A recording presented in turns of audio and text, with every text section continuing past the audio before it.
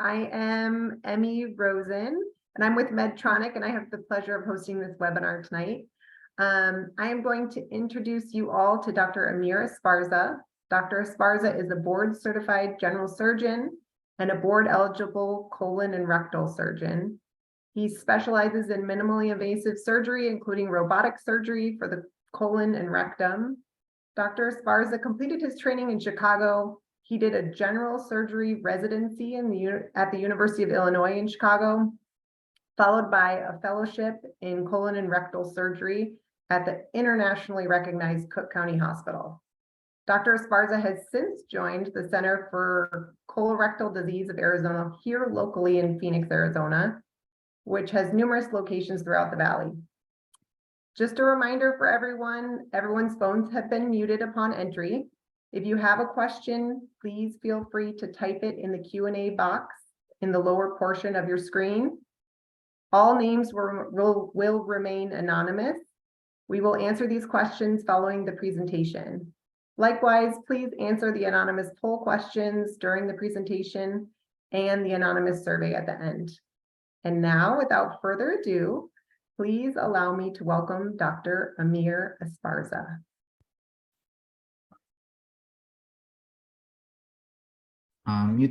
Thank you so much, Amy. Appreciate that. Yes, I am new to the Phoenix, Arizona, getting used to the hot weather now. I see a lot of have some participants now joining. The purpose of this meeting is just mostly about information on especially on patients who have issues with fecal and urinary incontinence. As Amy said, I am a colon and rectal surgeon. I have an office, multiple offices, mostly in the west side of Phoenix. We'll go over that in a second. But so in general, I'm just going to explain a little bit what colorectal surgeons do. A lot of my passion is abdominal surgery, robotics, colon cancer, rectal cancer. We do bread and butter, hemorrhoids and rectal bleed. But my other passion is pelvic floor testing and therapy, including fecal incontinence and urinary incontinence, as well as colonoscopy. So we're gonna talk a little bit about that. It's gonna be short, and at the end, hopefully we can get some questions and make this quick and informative for everyone.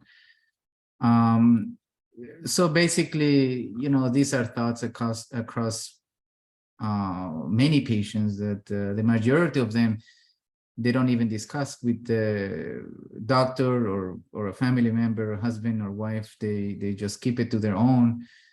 But with age, people start asking themselves, will I ever get the control back, or can I go out to a celebration? Should I like plan my visits to the bathroom? Some patients are afraid to leave home, even to go to a doctor's visit. So if you know, as I said, the majority of patients that suffer with this, they don't even mention to anyone. But we're here to talk about it a little bit. If you're one of them, you're not alone. 1 in 12 patients have fecal incontinence. It's very common.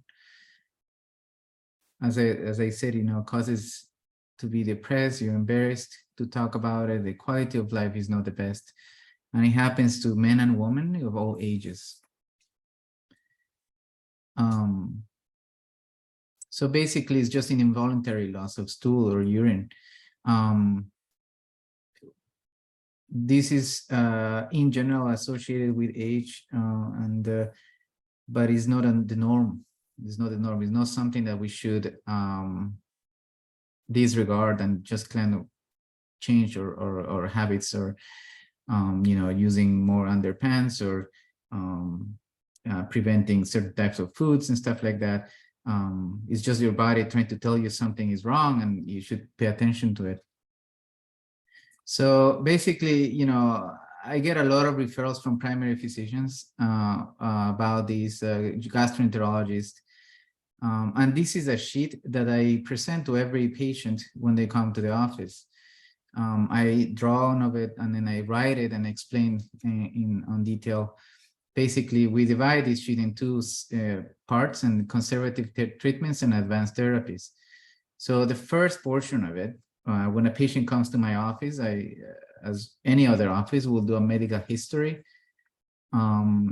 Especially talking about this. When does it happen?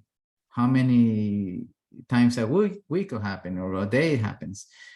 Do you feel urgency to go to the bathroom? Do you have to use pads? Is it just fecal incontinence you are associated with urinary incontinence? For how long have you had? So those are questions that I ask, make note of it. And then we go over a physical exam, see if you are using accessory muscles.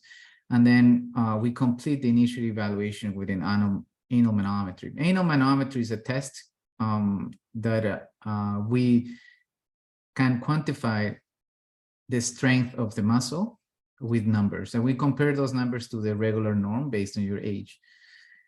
After this initial evaluation, we talk about conservative therapies. You know, making your stool bulky with stool fiber supplements, using antidiarrheal medications, changing your diet, pelvic floor physical therapy. And with those recommendations, we go over the conservative therapy, and which is if it works, if it's managed with that, we continue with it. Obviously, always making sure having a normal colonoscopy, and we have to rule out other things. So that's why it's very important, the initial evaluation.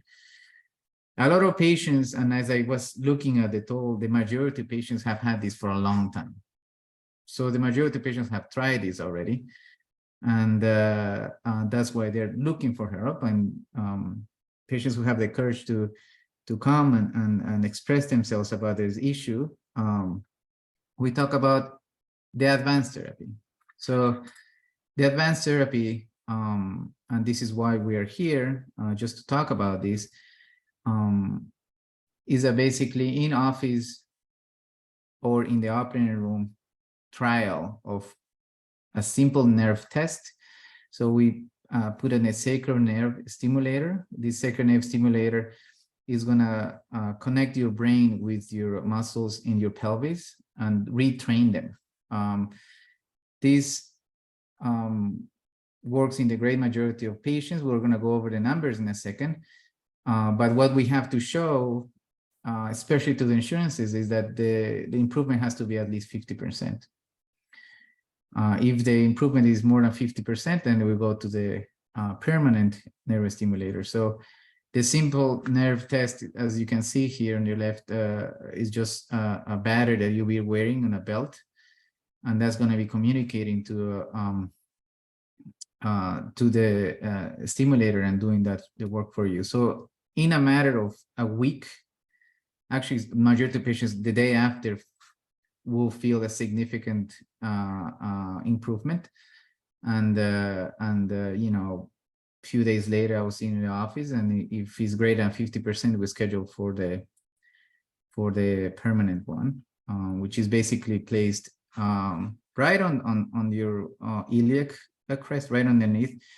Is not anywhere near to the anus region. Is mostly lower back. Is underneath your skin. You will not be able to feel it, or it doesn't have any danger with your activities. Doesn't really matter with the activities, but that will be, we call it permanent. Obviously, it's not permanent forever. There are two types we're going to go over. Then there's one with the rechargeable battery, the other one non-rechargeable. The non-rechargeable can go up to 15 years. So, you know, we go over these on detail when I talk to patients and we watch videos and stuff like that. So as I was saying, you know, this neurostimulator, it just basically retrains your brain. Your brain usually when you eat food, you know, meals get into the small bowel, then it goes to the colon, if you reach the rectum, and then send some signals to your brain saying, you know, I'm getting the sensation, the feeling that I will need to go to the bathroom at some point is coming. And then, you know, your brain will kind of decide on based on the location and time you will do that. But sometimes it's a discoordination between the muscles and the brain, and that's why it happens.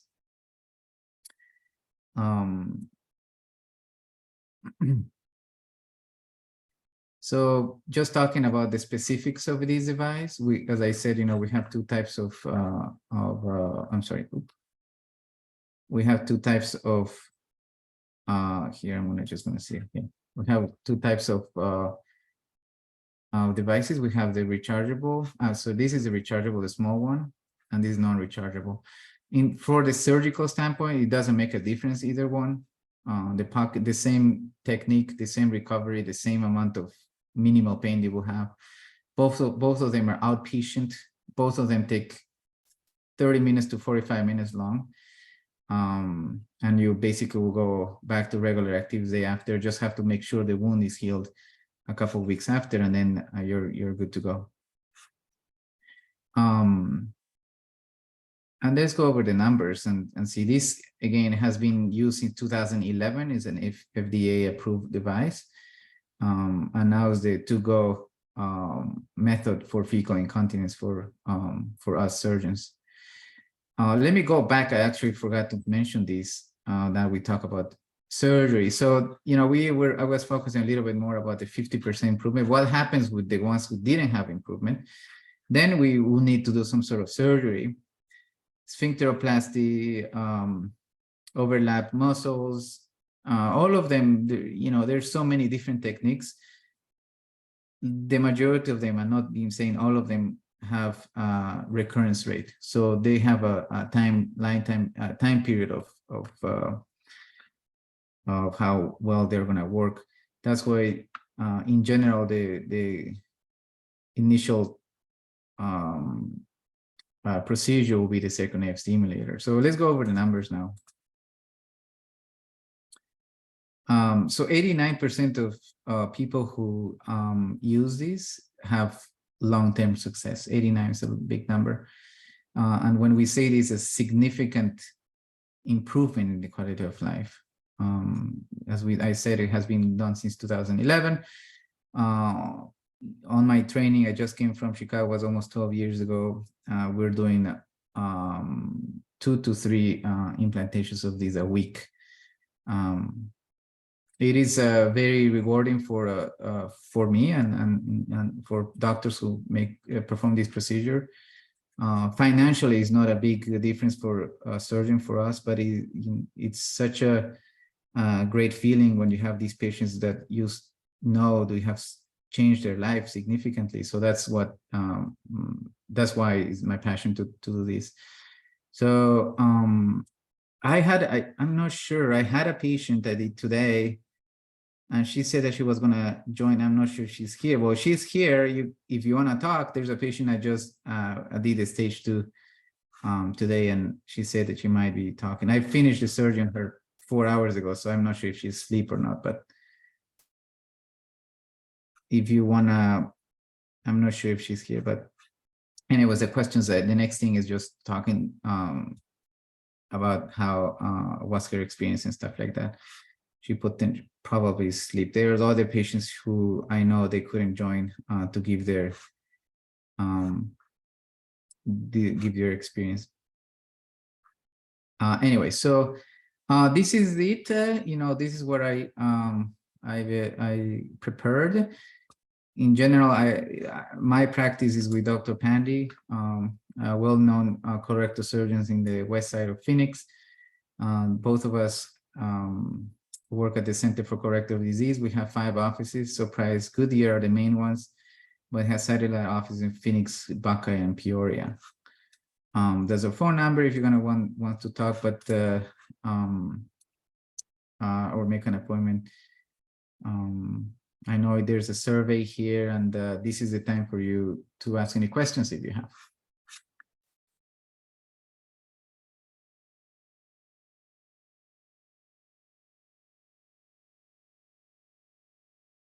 If anyone has any questions, feel free to type in the Q&A box. Otherwise, Marianne, do we want to put up a question and answer? Yes, definitely. We're going to go ahead and launch a different poll right now so everyone can respond to that. And then like Emmy said, if y'all will go ahead and type your questions in that Q&A box, we have a couple things. We'll go ahead and start with the MRI question. Can you have an MRI with this device? Yes, you do. This device doesn't interfere with the waves of the MRI. It's compatible. The reason why it's a common question is because it's a new technology, and we didn't have the capacity to do that in the past. Also, you can go over airport security and stuff like that. There is no problem with that.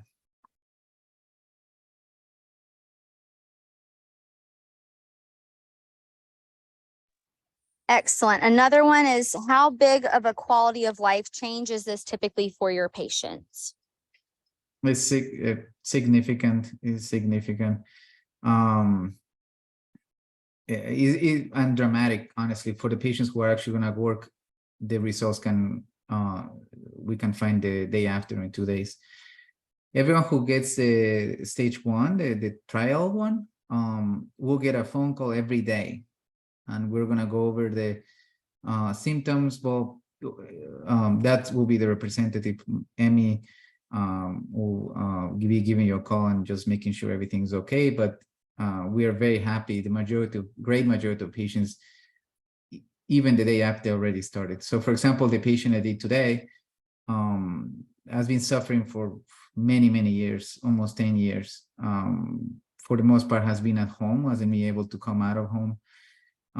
Young patient, and after these, she used to have 1 fecal accident a day and 2 or 3 urinary accidents a day. When I put the stage 1, the trial, that was the last day she had an accident, until she hasn't had an accident ever since then. So for the majority of patients, there are stories like that, which are incredible. Great. We have another one. What is the wait time typically to get an appointment with you? We work with a lot of primary offices that know that we are very responsive depending on the acuity. Patients who need the majority of patients who need to be seen early, I will see them the same day or even the day after. We have office Monday to Saturday. Saturday is a popular day to come, since there is no work and stuff like that. Depending of the day, we'll go different locations, but very no more than 2 to 3 weeks, I would say.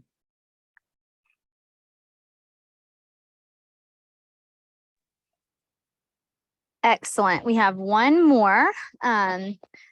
Someone said, I want to make an appointment. Where can I see you? Best thing is to give a call to that phone number. And depending on where you live, they're going to give an appointment. Wednesdays and Thursdays, I have a Goodyear.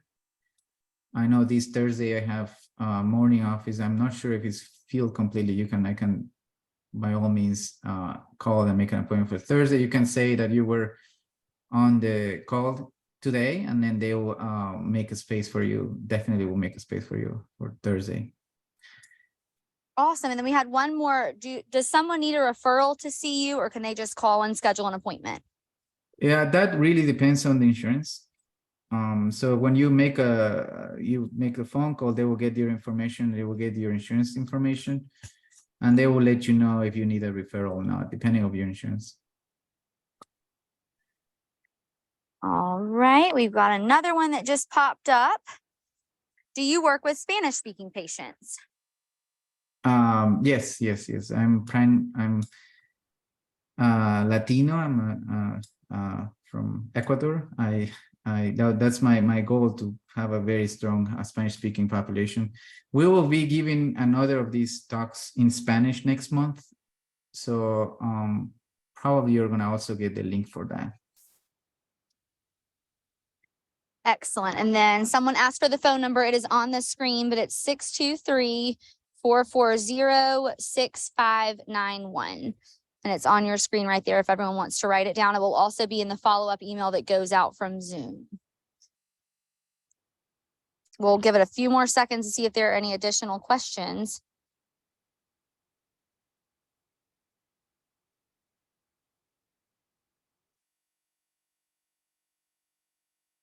All right, I think that will conclude our question and answer portion.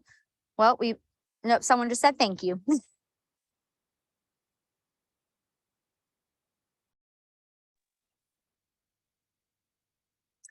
He said, how does your product compare? Yes. So, this is there are two companies who make the sacral nerve stimulator, Medtronic's, Axonics. I have by no means any connection with Medtronics. I'm just a regular colorectal surgeons. You can go into the really details between both of them. Both of them target the same nerve origin. Both of them are neurostimulator. Both of them have two stage 1 and stage 2 trials. I work with both of them as well. It's just a matter of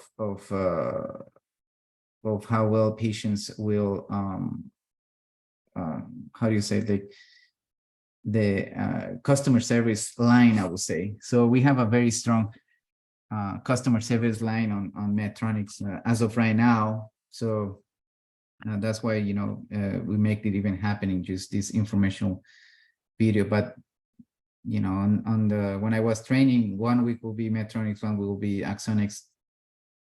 Both have the same type of outcomes.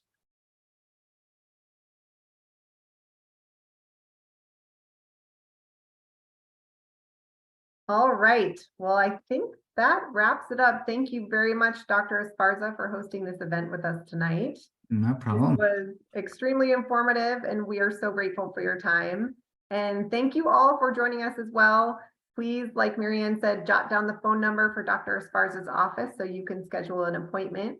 Much of what we discussed tonight is relevant probably to many of you, but each person's experience is unique, so it's always beneficial to make an appointment. And if you don't mind, please fill out the short anonymous survey once the event concludes. It will appear on your screen and it will be emailed to you. So thank you all again and have a wonderful evening. Thank you so much, guys. Thank you, Amy. Thank you.